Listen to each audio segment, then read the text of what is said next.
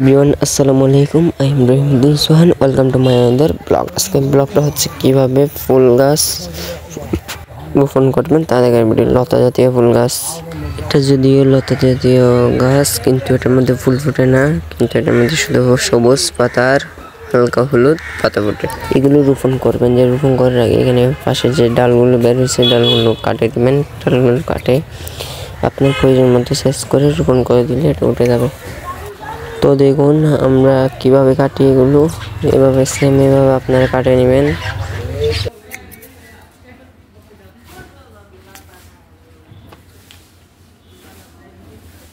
Same এভাবে করে কাটে নেবেন আমার মতো। এই তো আমার যত প্রয়োজন হয়েছে তত আমি কাটে নিচ্ছি। এখানে আপনার 4টা নাকি 5টা কাটছি, এগুলো উপরে দেওয়া তো আরও কাটবো। আচ্ছা না, এখানে কাটিয়ে দিই। আপনারা দেখুন কীভাবে আবার কাটতেছি।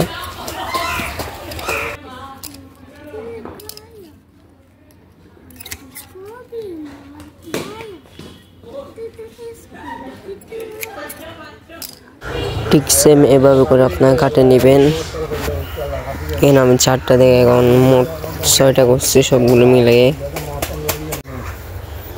আর এখন এগুলো রোপণ করে দিব। রোপণ করার জন্য মাটি তৈরি আছে, এগুলোর মধ্যে রোপণ করতেছি। আরও 6 প্যাকেট মতো তৈরি করতে হবে।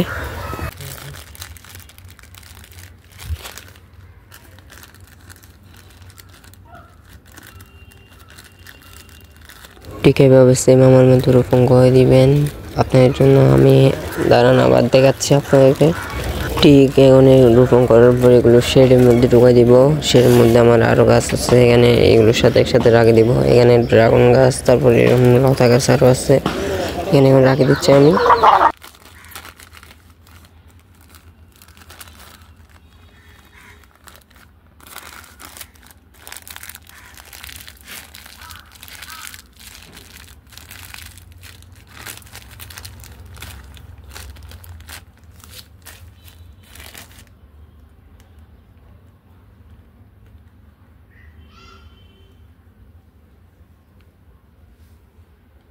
এখন 2 প্যাকেট গুলো এখানে রাখি দিছি। এখন 6 প্যাকেট গুলো তৈরি করতেছি। এখানে 4 প্যাকেট রোপণ করে দিছি, 5 প্যাকেট রোপণ করে দিছি, আরও 1 প্যাকেট আছে। মাটি পাওয়ার জন্য আপনার এরকম বোতল কাটে নিতে পারেন, যদি ইয়ে না থাকে। হাতে নিলে নখের মধ্যে ঢুকবে, আর আপনারা এটা দিয়ে নিলে তেমন ময়লা বাঁচবে না। আর প্যাকেটগুলো এরকম ছিদ্র করে নেবেন ফ্র্যাক বা পাঁচ মেশিন দিয়ে। ঠিক আমার মতো সেম এভাবে ছিদ্র করে নেবেন আপনারা। আমি এখন এক হাতে দেখাচ্ছি, সেজন্য একটু দেরি হচ্ছে। তো এখন আমার ছিদ্র করা শেষ। এখন সুন্দর করে বোটে মাটি ঢুকাই দিব। আপনার প্রথমে এটা একটু ধার দিয়ে নেবেন পাথর দিয়ে। তো এখন আমার সবগুলো রং করা শেষ। এখন একটু পানি দিব, পানি দিয়ে শেডে রাখে দিব। শেডে রাখার আগে একটু পানি দিয়ে দিব। এখন আপনারা বালতি করে বা যে কোনো কিছু করে পানি দিয়ে দিতে পারেন। ভালো মতো পানি দিয়ে দিবেন। এগুলো আমি শুকনো মাটি দিয়ে রোপণ করার পর পানি দিচ্ছি।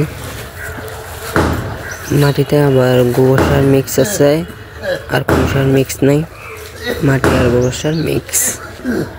পানি এরকম দিয়ে দিবেন, আস্তে আস্তে পানিগুলো খাবে। আপনারা এখন শেডের মধ্যে এখন নিয়ে যাবো এগুলো। এখন আমার পানি দিচ্ছি, এগুলো খাই বলছে। এখন আমি শেডের মধ্যে নিয়ে যাচ্ছি। এখন আমি নিয়ে যাচ্ছি শেডের মধ্যে, এখন রাখি দিব। এখানে আগেও আমার গাছ তৈরি করা আছে,